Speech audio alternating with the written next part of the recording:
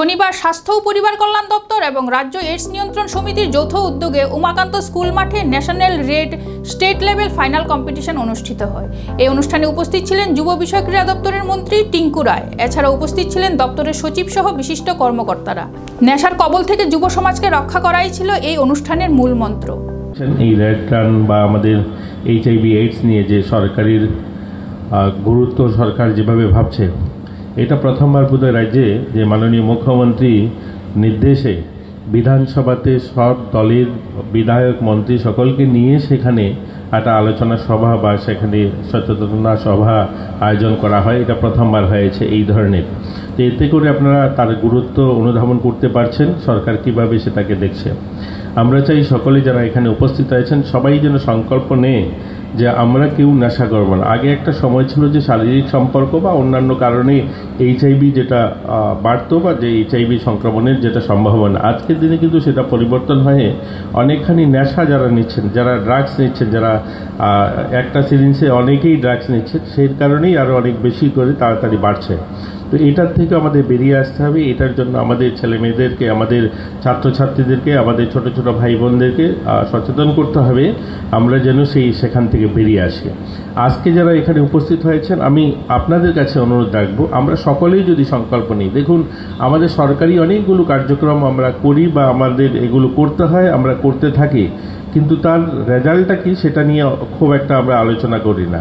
দেখবেন আমাদের এই যে মাঠটায় দাঁড়িয়ে আছি, এই মাঠটাতেই এই যে গাছ লাগানো হয় সেটা আজ শুরু হয়নি। এটা আজ থেকে অনেক বছর, 50 বছর আগে শুরু হয়েছে। 1973-তে 5 জুন গাছ লাগাতে হবে এই সিদ্ধান্ত নেওয়া হয়েছে, বিশ্ব পরিবেশ দিবস মানানো হবে।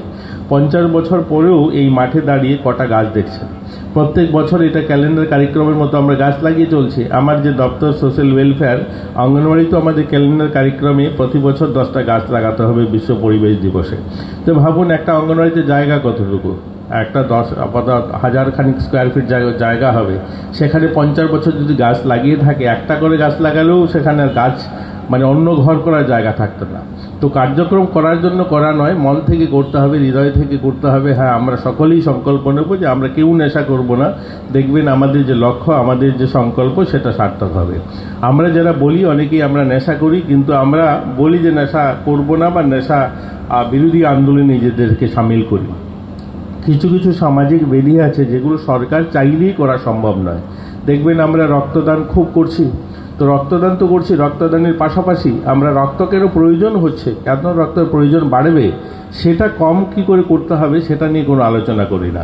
আমরা সকলকে বলি আসুন আমরা রক্ত দিতে এগিয়ে আসেন, আমরা রক্তদানে উৎসাহিত করছি, কিন্তু রক্তের প্রয়োজন কি করে কমবে সেটা নিয়েও আলোচনা করার দরকার। আমরা যদি চাইল্ড ম্যারেজ কমাতে পারি, চাইল্ড প্রেগন্যান্সি কমাতে পারি, তাহলে সুস্থ সমাজ অর্থাৎ সুস্থ মা হবে, সুস্থ শিশু হবে, রক্তের প্রয়োজন কম হবে। তো সেগুলো নিয়ে আমাদের ভাবতে হবে, শুধু রক্তদান বাড়ালে হবে না। তো আমাদের নেশামুক্ত সমাজ নির্মাণ করা, নেশামুক্ত সমাজ নির্মাণের সংকল্প সকলকেই আমরা আবেদন করতে হবে যে নেশার থেকে আমরা বেরিয়ে আসি। আমাদের রাজ্য সরকারের সদিচ্ছা বা রাজ্য সরকার যেভাবে কাজ করছে, আমরা দেখি অনেক সময় মিডিয়া বা অন্যান্যভাবে যে সরকার কি করছে। দেখুন, কিছু কিছু সামাজিক ব্যাধি যেমন এই চাইল্ড ম্যারেজটা সরকার চাইলেই করা মানে বন্ধ করাটা সম্ভব নয়। আপনারা বলবেন এখানে আধিকারিকরা সবাই আছেন, বলবে চাইল্ড ম্যারেজ সরকার কেন চাইলে পারবে না, সরকার চাইলেই করা সম্ভব নয়। আমরা যেখানে বসবাস করি, আমাদের যে পরম্পরা, আমরা যে ধর্মে বিশ্বাস করি, আমাদের এখানে মনে হয় যে কোনো মেয়ের ধরুন বালিকা বিবাহ 16 বছরের 14 বছর 15 বছরের বিবাহ জন্য তৈরি হয়েছে, অর্থাৎ সেখানে আশীর্বাদ হয়েছে, সেই মেয়েটার যে বিয়ে না হয় তাহলে লগ্নাবস্থা হয়ে যাবে। আমরা আমাদের দপ্তরের কাছে কখন খবর আসে, যখন আমরা দেখি বিয়ের পিঁড়িতে বসলো, তখন কেউ ফোন করে বললো আমাদের মহকুমা শাসককে যে এখানে একটা বালিকা বিবাহ হচ্ছে, সেখানে আমাদের অফিসাররা ছুটে যান, সেদিন হয়তো বিয়েটা ভেঙে দিয়ে আসেন।